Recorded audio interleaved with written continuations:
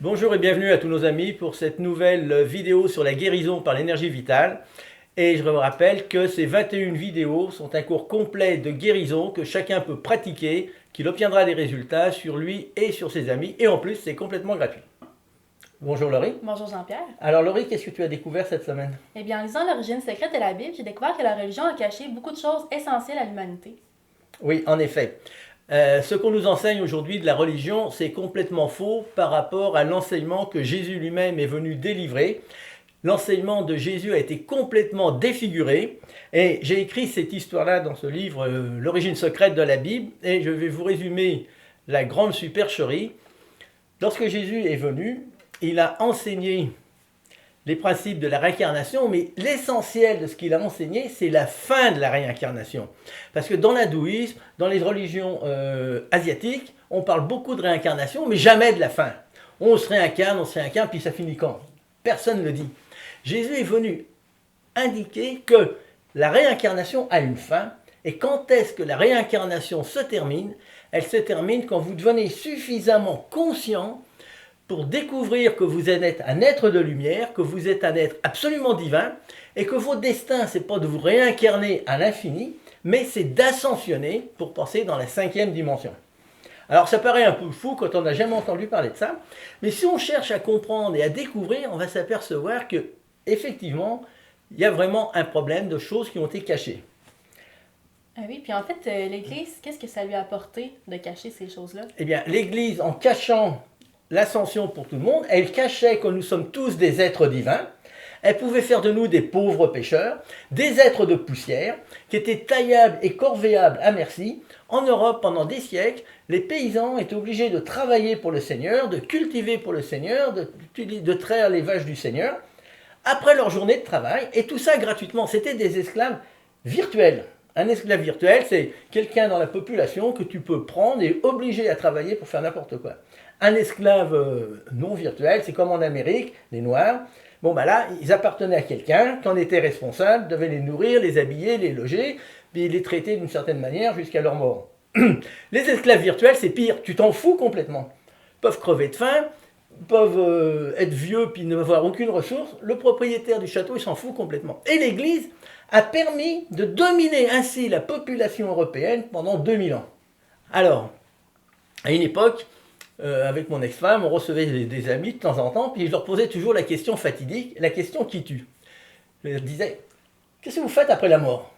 Et là, la plupart des gens, ils sont estomaqués, qu'est-ce que je fais après la mort? Ils n'ont jamais entendu parler de la mort. Et leur demander qu'est-ce qu'ils font après la mort, et on perdait beaucoup d'amis comme ça. Je me faisais toujours chicaner par ma femme, elle dit, ça n'a pas d'allure, tu demandes toujours aux gens qu'est-ce qu'ils font après la mort, puis ils ne reviennent plus. Donc, la réincarnation, c'est le fait que vous naissez, ensuite, à votre mort, vous passez sur le plan astral, qui est un monde parallèle au nôtre. Vous allez vivre aussi longtemps dans le plan astral que vous avez vécu de temps sur Terre. Vous mourrez à 80 ans. Vous allez vivre 80 ans sur le plan astral. Et ensuite, vous vous réincarnez. Et ça continue comme ça pendant quelques siècles, jusqu'à temps que vous soyez devenu conscient, puis que vous vous disiez, non, je ne suis pas un être de poussière. Non, je suis un être de lumière. Je suis un être divin. Et là, vous comprenez les principes qui vont vous permettre de sortir de la réincarnation. C'est la vidéo suivante sur l'ascension. Et puis là, vous allez rejoindre la 5e dimension et les maîtres ascensionnés.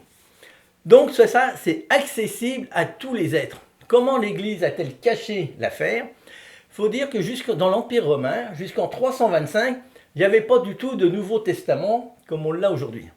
C'est l'empereur Constantin qui était assez tanné d'avoir les chrétiens dans l'Empire, qui faisait le contraire de ce que lui souhaitait, et qui a décidé de ramasser tous les textes des chrétiens, d'en faire un Nouveau Testament. Ils ont amalgamé ça avec la religion de Mithra, pour faire un espèce de mixte qui n'a plus rien de l'origine de l'enseignement de Jésus à la base. Ensuite, en 551, l'empereur Justinien a encore tout remodelé ça. Il a retiré la réincarnation que Constantin avait laissée. En 551, au concile de Constantinople, Justinien a prononcé 22 imprécations, des anathèmes contre la réincarnation. Que celui qui croit à la réincarnation soit maudit et qu'il ne revienne plus ici. Et qu'il soit persécuté, brûlé sur le bûcher. Donc, à partir de 551, vous parlez de réincarnation, vous finissiez sur le bûcher. Et ça a duré comme ça, pendant des siècles et des siècles. Comment on le sait tout ça? Eh bien, l'enseignement de Jésus à l'origine était connu des premiers chrétiens, qui se sont répandus dans l'Empire romain, qui se sont répandus jusqu'en France, dans le Languedoc-Roussillon, près des Pyrénées, pas loin de l'Espagne. Et dans toutes ces régions-là, en France, en Espagne, c'était plein de premiers chrétiens qu'on a appelés les cathares. Et les cathares connaissaient parfaitement l'enseignement d'origine.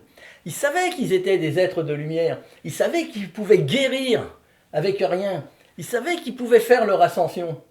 Et à l'époque, expliquer ça aux gens de cette époque-là qui ne savaient pas lire, avec les persécutions de l'Église qui rôdaient toujours, c'était très difficile.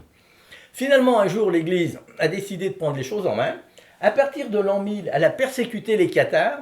Ça a duré 3 siècles de persécution avant qu'ils en viennent à bout. Bon, puis là, les cathares, c'était fini. Mais c'était fini, pas vraiment. Parce que les cathares, les chefs cathares, au moment où ils ont vu qu'ils étaient vaincus, ils ont dit « le laurier reverdira dans 700 ans ». Et c'était vers 1300. Puis ici, on a une branche de laurier qui refleurit avec 7 pétales. Donc, il y a une symbolique à découvrir ici.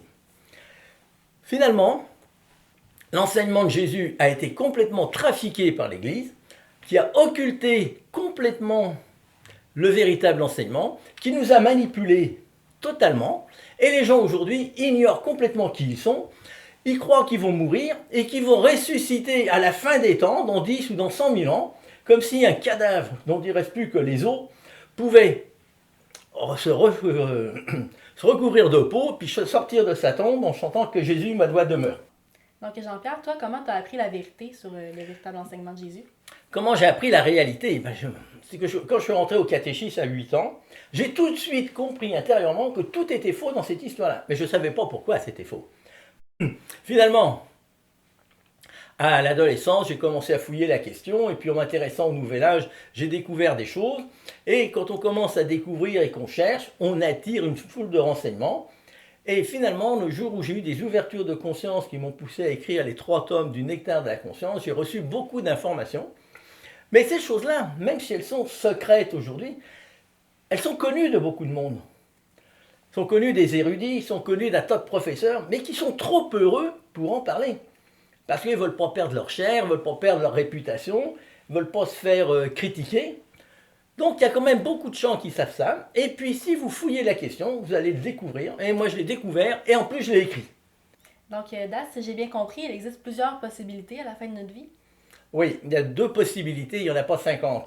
Ou vous mourrez et vous vous réincarnez indéfiniment, mais pas indéfiniment, parce qu'un jour vous deviendrez tellement conscient et vous découvrirez que vous êtes un être de lumière qui est destiné à faire son ascension. Donc c'est ou la mort et la réincarnation, ou l'ascension dans la 5e dimension.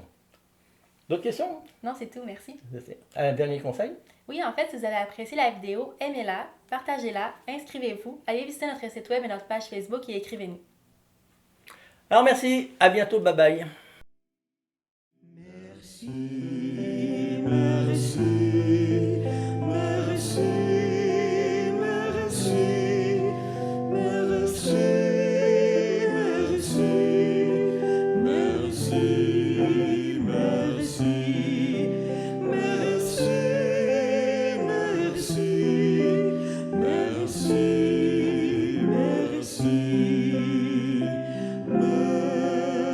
merci, merci, merci, merci.